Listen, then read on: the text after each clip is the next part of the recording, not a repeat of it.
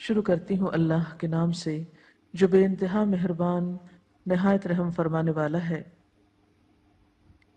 یاد کرو وہ وقت جب کہ ہم نے ابراہیم علیہ السلام کے لیے اس گھر یعنی خانہ کعبہ کی جگہ تجویز کی تھی، یعنی جس جگہ اس وقت خانہ کعبہ ہے یہ جگہ اللہ تعالیٰ کی طرف سے اس گھر کے لیے مقرر کی گئی تھی، اس ہدایت کے ساتھ کہ میرے ساتھ کسی چیز کو شریک نہ کرو۔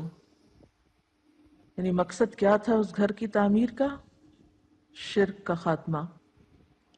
اور میرے گھر کو طواف کرنے والوں اور قیام اور رکوع اور سجود کرنے والوں کے لیے پاک رکھو، اور لوگوں کو حج کے لیے اذن عام دے دو کہ وہ تمہارے پاس ہر دور دراز مقام سے پیدل اور اونٹوں پر سوار ہو کر آئیں، تاکہ وہ فائدے دیکھیں جو یہاں ان کے لیے رکھے گئے ہیں، اور چند مقرر دنوں میں ان جانوروں پر اللہ کا نام لیں جو اس نے انہیں بخشے ہیں، خود بھی کھائیں اور تنگ دست محتاج کو بھی دیں، پھر اپنا میل کچیل دور کریں اور اپنی نظریں پوری کریں اور اس قدیم گھر کا طواف کریں۔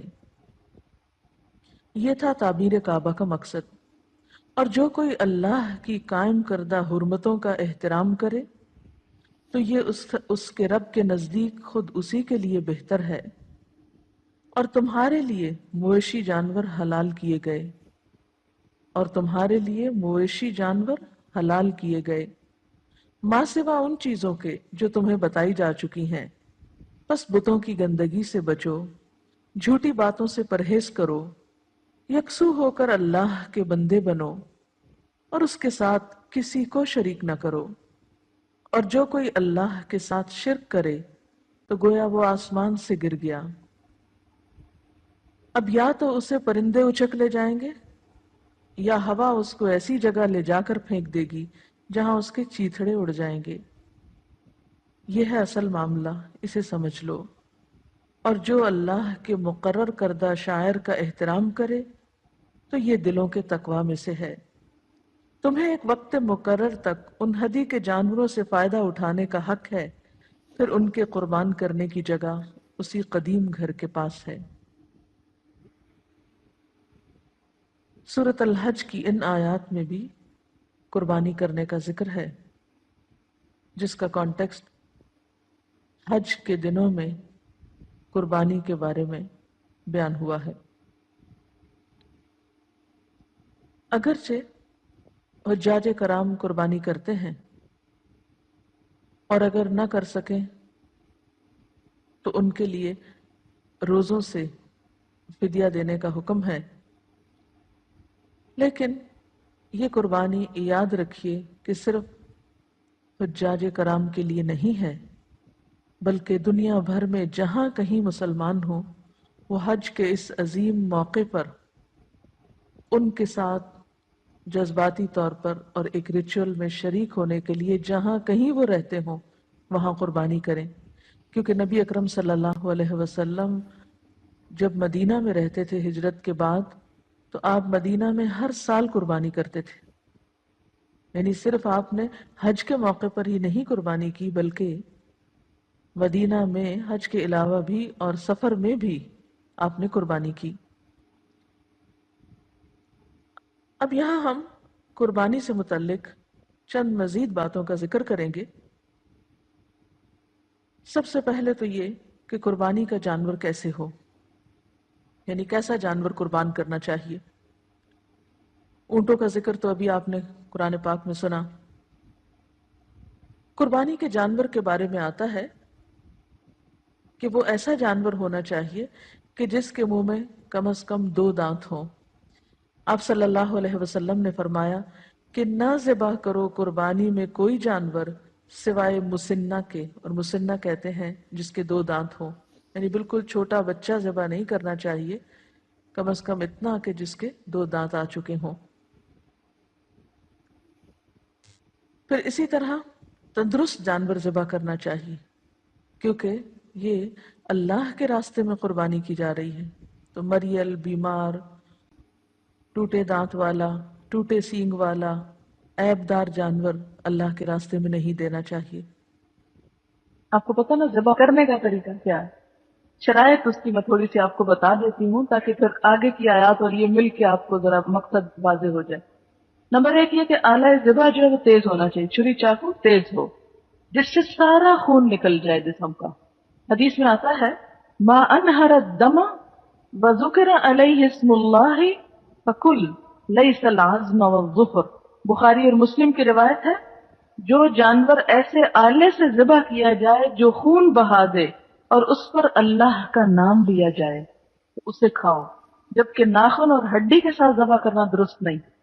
بخاری میں بار بار یہ چیز آتی ہے کہ ناخن کے ساتھ ذبح کرنا جو ہے وہ نہیں درست۔ حبشی لوگ کیا کرتے تھے، ناخن اگر بڑھا لے تو چھریوں کی طرح ہی ہو جاتے ہیں نا، تو اس سے کٹ کٹ کر کے کھا لیتے، یہ منع کیا گیا ہے۔ یا ہڈی کو ایسا کر کے کہ اس کی چھری کی بنا کے اس سے کاٹے، جیسے ہاتھی دانت سے بنی ہوتی کچھ چیزیں، تو یہ جائز نہیں ہے، لوہے سے کاٹ سکتے ہیں آپ۔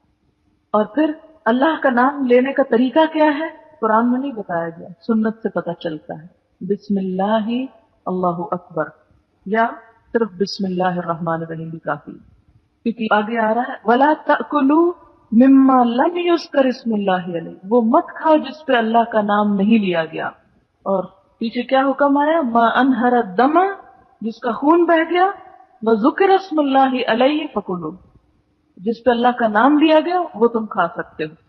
اچھا اسی طرح کہاں سے اس کو ذبح کرنا چاہیے؟ حلق کے ساتھ شہرت اور دونوں جانب کی رگیں ایک ہی بار کاٹ دو، دونوں جانب کی رگیں یہاں ہیں اور شارک بیچ میں، اور حلق کے پاس کر کے کاٹیں، اوپر سے نہیں، نیچے سے۔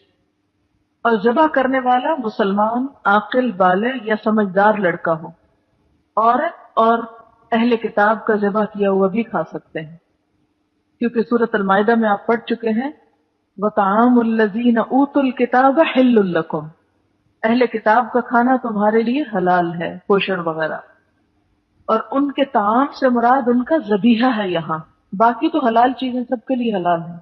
اسی طرح کنویں میں گر جانے کی وجہ سے یا جانور کے بھاگ جانے کی وجہ سے اگر ذبح کرنا ممکن نہ ہو، کہ جانور بھاگ جاتے ہیں نا، تو پھر کیا کرنا چاہیے؟ دور سے بسم اللہ اللہ اکبر پڑھ کر تیر یا کوئی چیز پھینک کر اس کو ذبح کیا جا سکتا ہے۔ اگر اس کا خون بہہ گیا تو یہ ذبح بھی درست ہے۔ نبی صلی اللہ علیہ وسلم کا ایک اونٹ بھاگ کھڑا ہوا، ایک آدمی نے اس کو تیر مارا اور گرا لیا، تو آپ نے فرمایا ان جانوروں میں وحشی جانوروں کی طرح بھاگنے والے بھی ہوتے ہیں، چنانچہ ان میں سے جو ایسا کرے اس کے ساتھ ایسا ہی کرو۔ یعنی اگر وہ وحشی اور بھاگ رہا تو تم اس کو بھاگتے بھاگتے ذبح کر لو۔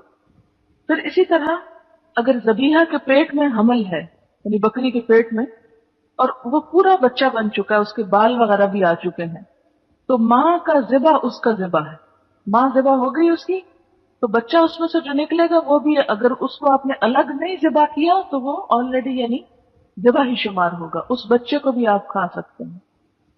نبی صلی اللہ علیہ وسلم سے اس کے بارے میں پوچھا گیا تو آپ نے فرمایا اگر چاہو تو کھا سکتے ہو، اس لیے کہ اس کی ماں کا ذبح کرنا اس کا ذبح کرنا ہے۔ بھول کر اگر بسم اللہ نہ پڑھی کسی نے لیکن نیت تھی کہ اللہ ہی کے نام سے کروں گا، تو بھی اس میں کوئی حرج نہیں۔ اگر جان بوجھ کے نہیں پڑھی تو پھر نہیں کھا سکتے، لیکن اگر کو بھول گیا، یعنی پڑھنے کا ارادہ تھا لیکن یاد نہ رہا، تو اب یہ نہیں کہ اس کا ذبح کیا ہوا مردود ہے، وہ کھا سکتے ہیں آپ صلی اللہ علیہ وسلم نے فرمایا رفع عن امتی الخطأ والنسیان وما استکرہوا علیہ، میری امت سے خطا اور نسیان اور جس چیز سے وہ مجبور کیے گئے ہٹا دیا گیا ہے۔ اسی طرح آپ نے فرمایا ذبیحۃ المسلم حلال، مسلمان کا ذبیحہ حلال ہوتا ہے، ذکر اسم اللہ او لم یذکر، اللہ کا نام اس نے لیا یا نہیں لیا، اس کا ذبح کیا ہوا حلال ہے۔ انہ ان ذکر لم یذکر الا اسم اللہ، اس لیے کہ اگر وہ ذکر کرے گا تو اللہ ہی کے نام کا ذکر کرے گا، کسی اور کا نہیں کرے گا، اس لیے کھا سکتے ہیں۔ اچھا ذبح کرتے وقت پوری گردن ایک دم نہیں کاٹ دینی چاہیے، کچھ حصہ چھوڑ دینا چاہیے تاکہ خون سارا اوپر نیچے سے بہہ جائے۔ اور ذبح کرنے والا اگر ذبح کے طریقوں کی مخالفت کرے تو جن جانوروں کو ذبح کیا جاتا ہے ان کو نہر کر دے، نہر کیا ہوتا ہے؟ گلے میں تیر مار کے، یا نہر والے کو ذبح کر دے تو کراہت کے ساتھ کھایا جا سکتا ہے، پسندیدگی کے ساتھ نہیں، کیونکہ سنت کے مطابق ہی ذبح ہونا چاہیے۔ بیمار جانور، یا جس کا گلا گھٹ جائے، یا جسے چوٹ لگ جائے، یا پہاڑ سے گر جائے، یا سینگ لگ جائے، یا درندے نے کھا لیا ہو، اگر زندہ مل جائے اور ذبح کرنے سے اس کی روح نکلے تو وہ بھی کھا سکتے ہیں آپ. مثلا گلا گھٹا ہی تھا لیکن جان نہیں نکلی تھی ابھی، کہ آپ نے پکڑ کے فٹافٹ اس کو ذبح کر لیا تو اب آپ کے لیے حلال ہو گیا. یہ اوپر سے نیچے گرا اور ابھی بے ہوش ہی ہوا ہے کہ مرا نہیں، تو ذبح کر کے کھا سکتے. آپ نے دیکھو کہ کئی دفعہ چڑیا پنکھے سے ٹکرا کے کیا ہوتا ہے، نیچے گرتی ہے، ہوش مارا جاتا ہے لیکن ابھی جان نہیں نکلی ہوتی، تو اس کو جلدی سے ذبح کر کے آپ کھا سکتے ہیں. اور پھر اسی طرح اگر کوئی شخص ذبح کر رہا ہے لیکن پوری طرح نہیں کرتا، ایسے ہی بیچ میں چھوڑ دیتا ہے اور پھر بعد میں وہ مر جاتا ہے جانور، تو وہ نہیں کھا سکتے آپ. ٹھیک ہے، یعنی اس نے تھوڑا سا ذبح کیا، آدھا، ایک رگ کاٹی دوسری چھوڑ دی، تو جانور تڑپ کے بعد میں مرا، یعنی مر گیا، یعنی اس کا ذبح مکمل نہیں ہوا، تو ایسا جانور بھی نہیں کھا سکتے آپ. تو یہ چند باتیں ذبح سے متعلق تھی اور ذبح کرنے کے طریقوں سے. اب ذبح کرنے کی شرائط کیا ہے؟ اچھے طریقے سے ذبح کرنے کے لیے چند شروط کا ہونا ضروری ہے. ذبح کرنے والے کا اہلیت والا ہونا، یا وہ مسلمان ہو یا اہل کتاب میں سے ہو، کیونکہ اہل کتاب کا ذبیحہ بھی کھایا جا سکتا ہے. لیکن اگر بت پرست ہو تو اس کا ذبیحہ نہیں کھا سکتے. یعنی اگر آپ کسائی بلا رہے ہیں تو وہ مسلم ہونا چاہیے، نمازی ہونا چاہیے، یا پھر اہل کتاب میں سے ہونا چاہیے. جی، نماز مسلمان ہونے کے لیے شرط ہے نا، تو آپ ضرور کسائی سے پوچھیں نماز پڑھتا کہ نہیں.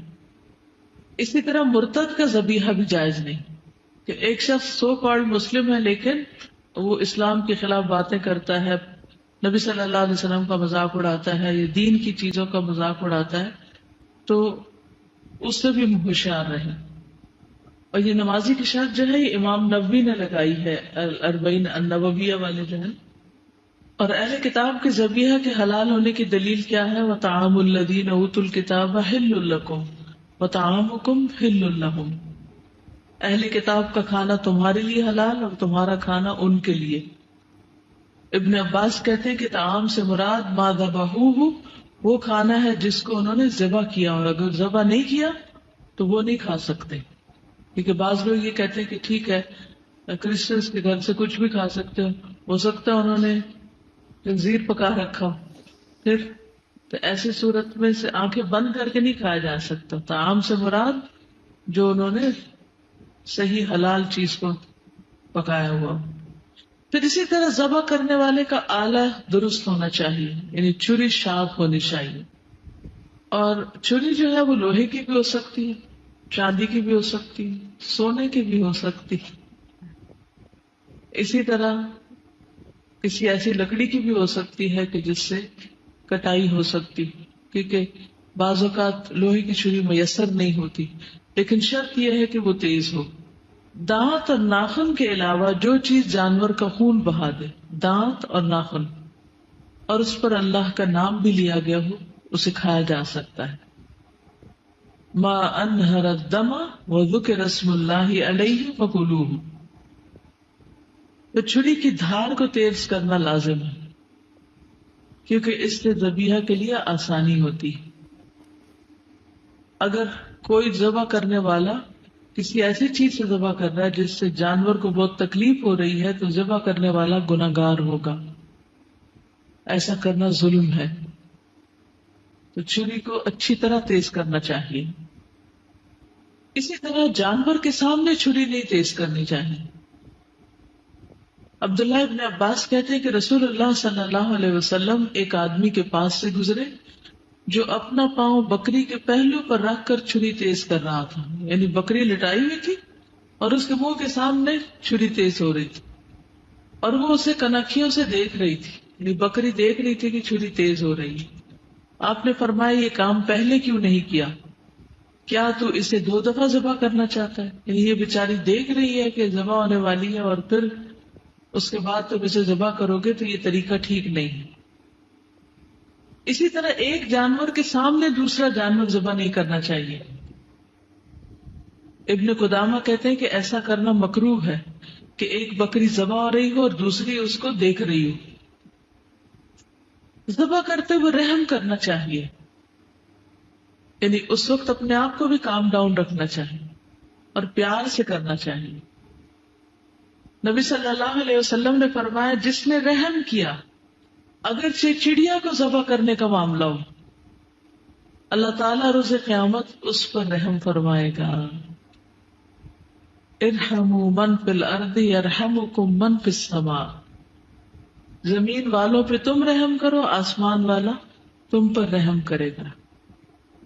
ہر ایک کے ساتھ رحمت کا معاملہ. تو احسن طریقے سے جانور کو راحت پہنچاتے ہوئے عمدہ طریقے سے ذبح کرنا چاہیے. صحیح مسلم کی روایت ہے، بے شک اللہ نے ہر چیز پر احسان کو واجب کیا ہے، پھر جب تم قتل کرو تو اچھی طرح قتل کرو، یعنی اچھے طریقے سے کرو، اور اگر تم ذبح کرو تو احسان کے ساتھ ذبح کرو، عمدہ طریقے سے ذبح کرو. چاہیے کہ تم میں سے ایک اپنی چھری تیز کر لے اور اپنے ذبیحے کو راحت پہنچائے، آرام دے. تو کیسے آرام پہنچایا جا سکتا ہے؟ آرام پہنچانے میں سب سے پہلی بات یہ ہے کہ چھری تیز ہونی چاہیے. دوسرا یہ کہ طریقہ پہلے سے ہی آنا چاہیے، طریقہ سیکھا ہوا ہونا چاہیے. یہ نہیں کہ چھری چلانے کے بعد پتہ چلے کہ غلط جگہ چھری چلائی ہے اور پھر اس کے بعد ایک اور جگہ تب آزمائی شروع کر دی جائے، یہ درست نہیں. اور اسی طرح چھری کے ساتھ گھر گھر گھر نہ کرتا جائے انسان، بلکہ تیزی کے ساتھ ذبح کرے. گھر گھر کرنا کہ اس کو کر کے چھوٹے سے کٹ لگا کے جس سے بہت زیادہ دیر لگ جائے. تیز چھری ہو اور ایک بار میں ہی کام تمام ہو جائے، تو اس سے اس کی شرح کٹ جاتی ہے اور اس کے سینسز ختم ہو جاتے ہیں، بکری آرام میں آ جاتی. اب اس کا خون نکلے، وہ تڑپے، بکری کو کوئی تکلیف نہیں، بس اس کی تکلیف صرف اتنی جتنی دیر میں اس کا گلا کٹا، بس بات ختم. وہ ہمیں دیکھ کے لگ رہا ہوتا ہے کہ ہاں اس کو بہت تکلیف ہو رہی، لیکن نہیں. جب شرح کا رابطہ جسم سے کٹ جاتا ہے تو وہ تکلیف کا سلسلہ ختم ہو جاتا ہے، کیونکہ ہر قسم کے درد اور پین ہمارے نروس سسٹم کے ساتھ منسلک ہے. جب کسی بھی جسم کے حصے کا، کسی بھی رگ کا سلسلہ وہاں سے منقطع ہوتا ہے تو آپ دیکھیں گے کہ آپ زندہ بھی ہوتے ہیں. اگر مثلا ہاتھ میں سے کوئی ایسی چیز ہوگی تو آپ کے ہاتھ کو بھی کچھ محسوس نہیں ہوگا، آپ کو کتنی بڑی چوٹ لگ جائے. ٹھیک. پھر اسی طرح ذبح کرتے ہوئے جانور کے چاروں پاؤں آزاد رکھے جائیں، چاروں پاؤں کھلے ہوں، رسی نہ بندھی ہو. کیوں؟ کیونکہ جب جان نکل رہی ہوگی تو وہ تڑپے گا، ہاتھ پاؤں مارے گا، اور اگر ہاتھ پاؤں بندھے ہوئے تو اس کے لیے آرام کی بات نہیں ہے. یعنی شروع میں لٹاتے وقت اگر آپ صحیح طریقے سے لٹائیں گے تو آپ دیکھیں گے کہ انشاءاللہ آپ کو ضرورت نہیں پیش آئے گی کہ آپ ان کے پاؤں پکڑیں. لیکن اگر کسی وجہ سے پکڑے بھی ہیں تو جو ہی چھری پھر جائے تو پاؤں چھوڑ دیں. بعض لوگ بکری کو لٹا کے اوپر بیٹھ جاتے ہیں، یہ بھی بڑا ظلم ہے. بعض لوگ ہاتھ پاؤں پکڑ کے رکھتے ہیں، بعض اس کی بائیں ٹانگ کو مروڑ کر گردن کے پیچھے رکھتے ہیں. یہ بھی آپ نے دیکھا ہوگا، یہ بھی اذیت دینے والا طریقہ ہے. تو جانوروں کے ہاتھ پاؤں باندھ کر ذبح کرنے کی مذمت کی گئی ہے، ممانعت کی گئی ہے. رسول اللہ صلی اللہ علیہ وسلم نے منع فرمایا کہ جانوروں کو باندھا جائے اور قتل کیا جائے. پھر اسی طرح بسم اللہ اللہ اکبر پڑھ کر تکبیر کہہ کے ذبح کرنا چاہیے، کیونکہ اس سے جانور حلال ہوتا ہے. اگر اللہ کا نام نہ لیا جائے تو قرآن مجید میں کیا آتا ہے؟ وَلَا تَأْكُلُوا مِمَّا لَمْ يُذْكَرِ اسْمُ اللَّهِ عَلَيْهِ، وہ چیز نہ کھاؤ جس پر اللہ کا نام نہ لیا گیا ہو. حدیث میں آتا ہے، صحیح بخاری کی روایت ہے، مَا أَنْهَرَ الدَّمَ وَذُكِرَ اسْمُ اللَّهِ عَلَيْهِ فَكُلْ، جو چیز خون بہا دے اور ذبح کرتے وقت اس پر اللہ تعالیٰ کا نام بھی لیا گیا ہو تو اس کا گوشت کھانا حلال ہے. دو بڑی شرائط ہے ذبح کی، ایک خون بہانا اور دوسرا بسم اللہ پڑھنا. ما انہر الدم، جس کا خون بہ جائے، وذکر اسم اللہ علیہ، اور اس پر بسم اللہ پڑھی جائے تو وہ جانور حلال ہے. اور جس پر نام نہ پڑھا جائے اس کو کیا کہا؟ وَإِنَّهُ لَفِسْقٌ، سورۃ الانعام کی 121 آیت ہے کہ بلا شبہ یقیناً یہ سراسر نافرمانی ہے، یہ گناہ کا کام ہے. پھر جانور کا خون بہانا، یعنی اس کی رگیں وہاں سے کاٹی جائیں جس سے اس کا خون باہر نکل آئے، کیونکہ اگر خون اندر ہی رہ جائے گا تو وہ نقصان دہ ہو جائے گا. اسی لیے رگوں کو کاٹنا لازمی ہے جس سے خون بہے. یہ 4 چیزیں کٹیں گی: کھانے کی نالی، سانس کی نالی، اور 2 رگیں. کیونکہ اس سے جانور بالکل پاکیزہ ہو جاتا ہے، صاف ستھرا ہو جاتا ہے، سب خون باہر آ جاتا ہے. جہاں جانور کی وہ 2 رگیں نہ کاٹی گئے اس کو شیطان کا ذبیحہ نبی صلی اللہ علیہ وسلم نے قرار دیا. اونٹ کو بٹھا کے نہر نہ کیا جائے، اونٹ کو کھڑا کر کے نہر کیا جائے، نہیں ذبح کیا جائے، کیونکہ نبی صلی اللہ علیہ وسلم کا طریقہ یہی تھا. زیاد بن جبیر کہتے ہیں کہ میں نے دیکھا کہ عبداللہ بن عمر ایک شخص کے پاس آئے جو اپنا اونٹ بٹھا کر نہر کر رہا تھا. عبداللہ نے فرمایا اسے کھڑا کرو اور باندھو، پھر نہر کرو. یہی رسول اللہ صلی اللہ علیہ وسلم کی سنت ہے. قصاب کے ساتھ معاملات: خود سر پر کھڑے ہو کر قربانی کا گوشت بنوانا، یعنی یہ نہیں کہ اس کو دے کے اندر جا کے سو جائے اور جو جی چاہے کر دے. علی رضی اللہ عنہ روایت کرتے ہیں کہ نبی صلی اللہ علیہ وسلم نے ان کو حکم دیا کہ قربانی کے جانور کے پاس کھڑے ہوں. کن کو حکم دیا؟ حضرت علی کو، آپ کے داماد بھی تھے نا. اور ان جانوروں میں سے تمام چیزیں یعنی ان کے گوشت، ان کی کھالیں اور جھولیں تقسیم کر دی جائیں، فقراء وغیرہ کو دے دی جائیں. قصاب کو نہیں دے سکتے. قصاب کو قربانی میں سے کوئی چیز بطور اجرت نہیں دی جا سکتی. ہاں بطور تحفہ کچھ گوشت اس کو بھی دے دیا جائے، اس نے کاٹا ہے، سب کچھ کیا، لیکن قیمت پہلے چکا لی جائے اور اس کے اوپر کوئی گفٹ کے طور پر آپ دینا چاہیں تو وہ دے سکتے ہیں. حضرت علی روایت کرتے ہیں کہ نبی صلی اللہ علیہ وسلم نے حکم دیا کہ قربانی کے جانور کے گوشت، ان کی کھالیں اور جھولیں تقسیم کر دی جائیں اور قصاب کو ان میں سے اجرت میں سے کچھ بھی نہ دیا جائے. وہ کہتے ہیں کہ ہم قصاب کو اپنے پاس سے اجرت دیتے تھے، ٹھیک ہے، اور قربانی کی کھال اور جھول کو صدقہ کر دیا جاتا تھا. یہ بھی حضرت علی کا بیان ہے کہ قربانی کا جو جانور میں نے ذبح کیا تھا اس کے جھول اور کھال کو صدقہ کیا. نبی صلی اللہ علیہ وسلم نے فرمایا جس نے اپنی قربانی کی کھال فروخت کی اس کی قربانی نہیں ہوئی. کیونکہ قربانی تو دراصل محبت کا اظہار ہے، محبت کے اظہار میں یہ تحفہ دیا جا رہا ہے، تو تحفہ ایسا ہو جو تحفہ دینے کے لائق ہو، شایان شان ہو. رسول اللہ صلی اللہ علیہ وسلم نے یہ بھی فرمایا کہ عظموا ضحایاکم فإنها علی الصراط مطایاکم، کہ بڑے اور فربہ جانور کی قربانی کرو کیونکہ یہ پل صراط پر تمہاری سواریاں ہوں گی. پھر یہ بھی سوال پیدا ہوتا ہے کہ کتنے جانور قربان کیے جائیں؟ کیا سارے گھر والوں کی طرف سے ایک جانور کی قربانی کافی ہے؟ تو اس سلسلے میں نبی صلی اللہ علیہ وسلم نے دونوں طریقوں پر قربانی کی. حج کے موقع پر آپ نے 100 اونٹوں کی قربانی دی، لیکن دوسری طرف ایک اور موقع پر آپ صلی اللہ علیہ وسلم نے اپنے سارے گھر والوں کی طرف سے ایک بکری کی قربانی کی. تو اس سے کیا پتہ چلتا ہے کہ جتنی حیثیت اور استطاعت ہو، موقع کی مناسبت سے اتنی قربانی کی جا سکتی ہے. حضرت عطا بن یسار روایت کرتے ہیں کہ میں نے ابو ایوب انصاری رضی اللہ تعالی عنہ سے پوچھا کہ آپ رسول اللہ صلی اللہ علیہ وسلم کے زمانے میں قربانیاں کیسے کرتے تھے، یعنی اس دور میں آپ کا طریقہ کیا تھا؟ انہوں نے کہا کہ ایک آدمی ایک بکری کی اپنی طرف سے اور اپنے اہل خانہ کی طرف سے قربانی کرتا تھا.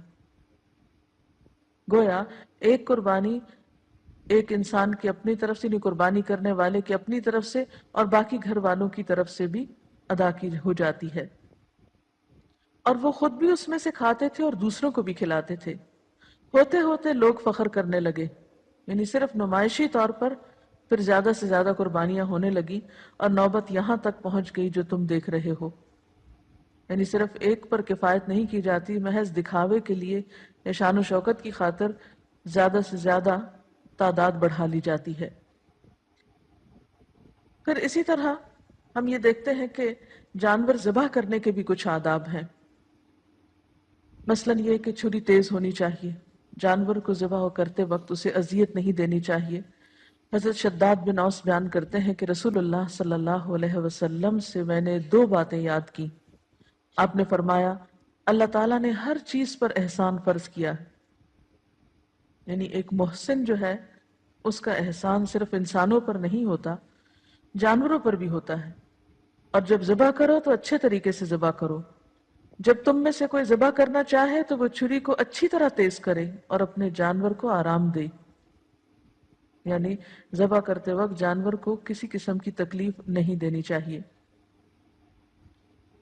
پھر اسی طرح یہ ہے کہ قربانی کرنے والا اگر قربانی اپنے ہاتھ سے ذبح کرے تو وہ زیادہ بہتر ہے، لیکن اگر وہ خود نہ کر سکتا ہو تو کسی اور سے بھی کروا سکتا ہے اور خود پاس کھڑا رہ کر دیکھ بھی سکتا ہے۔ پھر اسی طرح جانور کو قبلہ رخ کر کے دعا پڑھ کے ذبح کرنا چاہیے، بسم اللہ اللہ اکبر سے شروع کرنا چاہیے۔ اسی طرح جو مزید دعا ہے وہ ہے انی وجہت وجہی للذی فطر السماوات والارض حنیفا وما انا من المشرکین ان صلاتی ونسکی ومحیای ومماتی للہ رب العالمین لا شریک لہ وبذلک امرت وانا اول المسلمین اللہم ھذا منک ولک تقبل منی کما تقبلت من ابراہیم خلیلک بسم اللہ اللہ اکبر۔ میں نے اپنا رخ اس ہستی کی طرف کر لیا جس نے آسمانوں اور زمین کو پیدا کیا اور میں ہرگز مشرکین میں سے نہیں ہوں۔ بے شک میری نماز اور میری قربانی، میرا جینا اور میرا مرنا صرف اللہ رب العالمین کے لیے ہے، اس کا کوئی شریک نہیں ہے۔ مجھے اس کا حکم دیا گیا ہے اور میں سب سے پہلے سر اطاعت جھکانے والا ہوں۔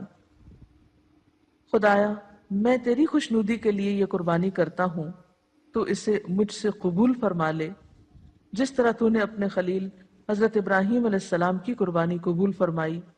اللہ کے نام پر ذبح کرتا ہوں، اللہ بہت بڑا ہے۔ پھر اسی طرح قربانی کرتے وقت یہ بھی خیال رکھنا چاہیے کہ قربانی کا گوشت اور کھال وغیرہ ان کا صدقہ کیا جائے۔ گوشت کے بارے میں تو یہ ہے کہ خود بھی کھا سکتے ہیں اور صدقہ بھی کر سکتے ہیں، لیکن کھال خود نہیں رکھ سکتے۔ کھال کے بارے میں حکم یہی ہے کہ اسے صدقہ کیا جائے۔ اسی طرح اگر جانور کے گلے میں کوئی رسی ہے یا سنگلی ہے، یہ جو بھی اس سے متعلق چیزیں ہیں ان سب کا بھی صدقہ کر دینا چاہیے۔ جہاں تک گوشت کی تقسیم کا تعلق ہے تو بہتر یہ ہے کہ اس کے 3 حصے کیے جائیں، ایک حصہ رشتہ داروں کو، ایک حصہ غریبوں مسکینوں کو اور ایک حصہ خود